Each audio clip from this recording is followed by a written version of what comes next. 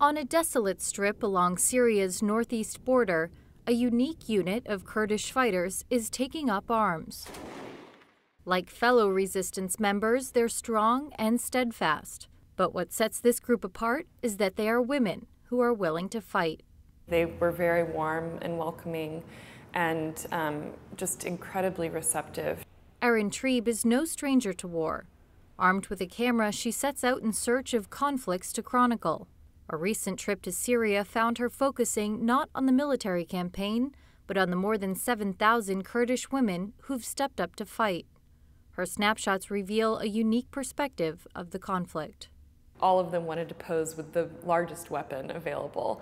So even if they were 5 feet tall, they wanted, to have the RPG and to, or their rifle. That made them really proud. Kurdish women have a long history of standing with the resistance, but Trieb said this group is pushing toward the front line for a good reason.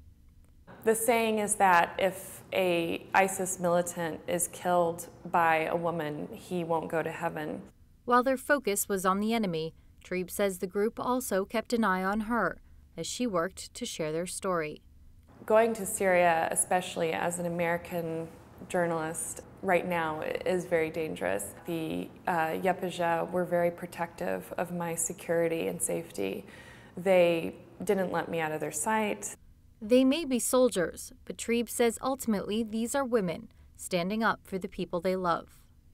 Just experiencing war and daily conflict over the past several years has given them a sense of what really is important, family, relationships, caring for one another, and that was really beautiful to see. Fighting has been their way of life. Trieb says they arrived to the battlefield knowing what's at stake and why they must press on. The real message this female unit wants journalists like Trieb to take west is that Kurdish women on the front lines is not a new phenomenon.